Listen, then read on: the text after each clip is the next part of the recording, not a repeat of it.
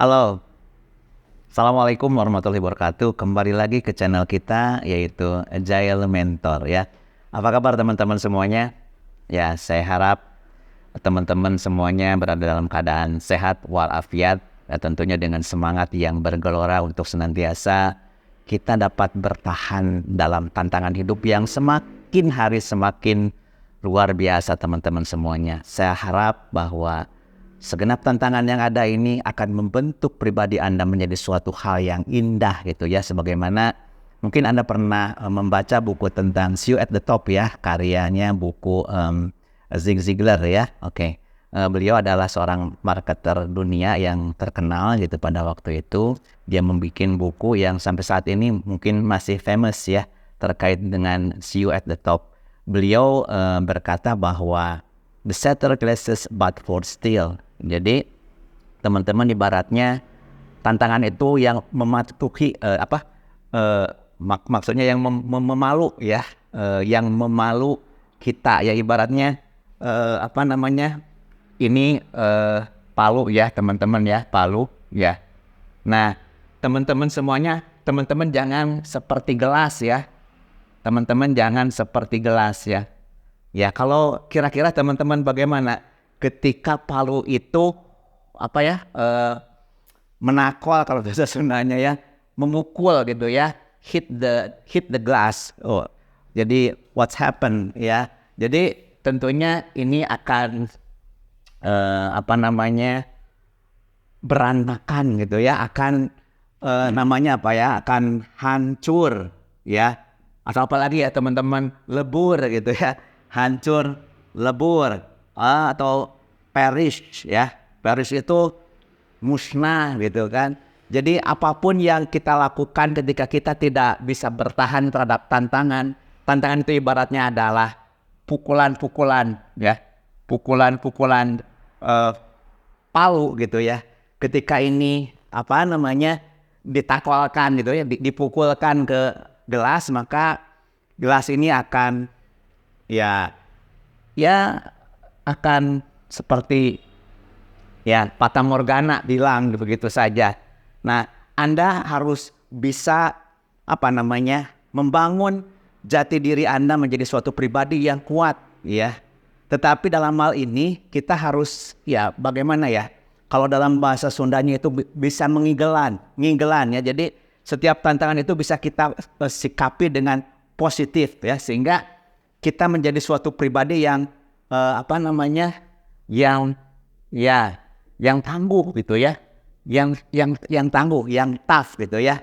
Nah, menjadi suatu pribadi yang tangguh tentunya perlu pengalaman, dan bagaimana kita bisa menyikapi pengalaman tersebut menjadi suatu hal yang positif bagi pribadi kita, sehingga kita menjadi terbiasa menghadapi tantangan-tantangan yang kita pikir ketika kita tidak terlatih untuk menerima tantangan itu berat ya, sebagaimana palu ini menerjang gelas sehingga gelas hancur berkeping-keping gitu ya. Jangan sampai teman-teman seperti itu ya teman-teman ya. Jadi kita harus seperti besi, yang dimana besi itu teman-teman bisa kita bentuk menjadi suatu produk yang indah gitu ya teman-teman. Ada kursi ya, dari besi itu kita bisa lihat ada pagar, itu hasil penempaan teman-teman semuanya. Jadi mereka itu tidak bisa begitu saja terjadi ketika tanpa penempaan atau bedog. Atau bedog ya, bedog itu adalah pisau besar dia, pedang gitu ya. Itu kan ketika dibakar, ditempa, dibentuk menjadi suatu hal yang indah, yang bisa berfungsi dengan baik teman-teman. Nah, indahnya hidup ini ketika kita bisa mempunyai makna bagi diri kita dan orang lain. Semoga teman-teman semuanya bisa menjadi pribadi yang tangguh dan juga bisa bermanfaat untuk diri dan orang lain. Amin ya robbal alamin. Dan tentunya teman-teman semuanya, sukses itu bukan sendirian gitu ya teman-teman ya. Apalagi di dalam tuntunan agama kita, sukses itu ibaratnya adalah bagaimana kita mengejawantahkan takwa ya. Takwa beberapa definisi ya terkait dengan hal tersebut ya. Dalam tarikh terkait dengan Umar bin Khattab ketika ditanyakan bagaimana itu takwa, itu adalah kita bisa berjalan di mana jalan itu adalah harus kita lalui dengan penuh kewaspadaan. Dalam artian bagaimana kita bisa sukses menghadapi suatu tantangan yang saya pikir tantangan yang bertubi-tubi atau juga tidak kita bisa kita prediksi sebelumnya kalau kita tanpa orang lain. Ada yang mengingatkan ketika kita akan terjatuh atau terjerembab, sebelumnya kita antisipasi dengan bagaimana kita mempunyai suatu teman-teman yang saling mengingatkan kita, ya teman-teman. Itulah poin yang akan kita sampaikan, bahwa kita harus senantiasa berprestasi. Jadi berprestasi itu bukan sendirian, tetapi bagaimana kita berkolaborasi sehingga kita bisa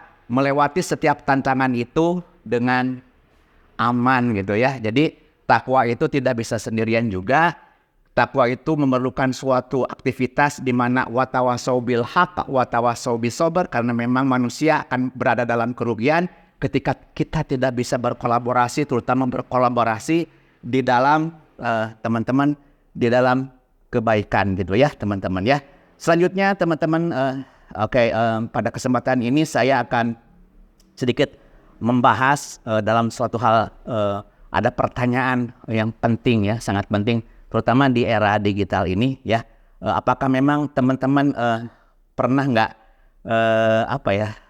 tentunya membeli sesuatu itu atau memutuskan melakukan suatu pembelian itu hanya untuk dipengaruhi hanya dengan kata-kata gitu ya. Nah ini juga Anda penting untuk bisa menguasai yang dinamakan public speaking. Dan public speaking itu ternyata turunannya adalah hipnoterapi. Yang dimana hipnoterapi itu adalah bagaimana kita menyamakan frekuensi dengan audiens kita untuk bagaimana mereka terlibat di dalam aktivitas kita. Nah ini yang tentunya mungkin ada bagian dari saudara kita yang memaknai bahwa hipnoterapi itu adalah suatu hal yang berkaitan dengan sihir gitu ya. Tentunya bahasa juga bisa mempengaruhi how to influence people itu dengan bagaimana ya ibaratnya sihir-sihir itu adalah ibaratnya kata-kata itu adalah ada yang memaknai bahwa kata-kata itu adalah sihir ya gitu.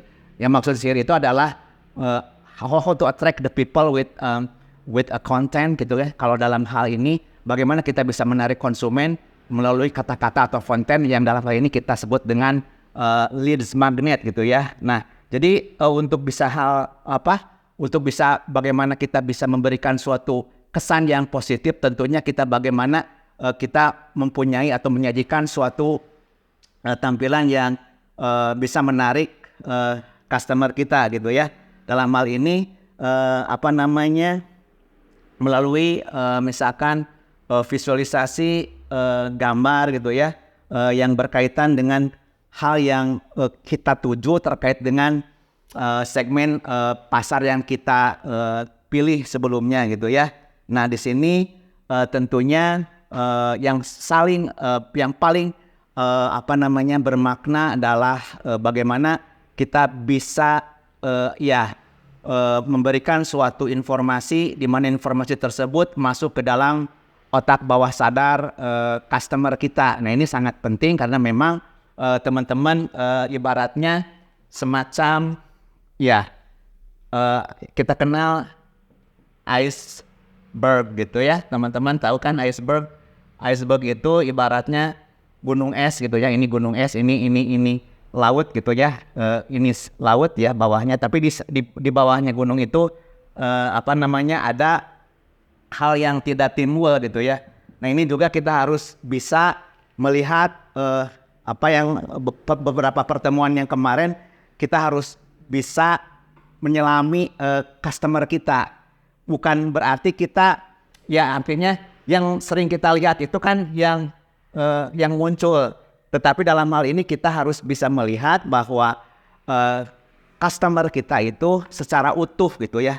Dalam hal ini memang diperlukan suatu strategi untuk bagaimana membina komunikasi sehingga kita bisa mengetahui hal-hal yang terpendam dalam diri customer kita gitu ya. Nah sehingga disitulah kita bisa membangun yang namanya engagement ya. Oke. Nah, teman-teman semuanya, tentunya ini tidak bisa kita lepaskan dari hal yang ada funnel yang perlu kita masuki untuk masuk ke dalam relung-relung customer. Tentunya yang pertama adalah kita harus bisa mengetahui psikologis manusia gitu ya, paling penting itu. Dan yang kedua, bagaimana mereka melakukan cara komunikasi ya, karena memang teman-teman setiap customer itu mempunyai budaya komunikasi yang berbeda-beda ya, terutama dalam hal ini kalau dikaitkan dengan bahasan word of mouth itu ya. Word of mouth itu adalah ulasan-ulasan yang kalau di dalam digital itu ya ulasan-ulasan yang mungkin di marketplace muncul. Nah, ini bagaimana kita bisa memahami apa yang dimaksudkan oleh customer kita dengan baik dan benar, karena memang bahasa yang mereka ucapkan itu tergantung dari bahasa sehari-hari pergaulan mereka ya. Tentunya juga berbeda generasi, berbeda bahasanya. Nah, ini juga kita harus hati-hati bagaimana kita bisa memasuki relung-relung dari customer kita ya, teman-temannya semuanya ya. Nah, ini yang sangat penting, dan pada pertemuan berikutnya kita akan membahas lebih dalam lagi terkait dengan word of mouth ya, dan juga nanti akan kita aplikasikan melalui elektronik ya, word of mouth ya.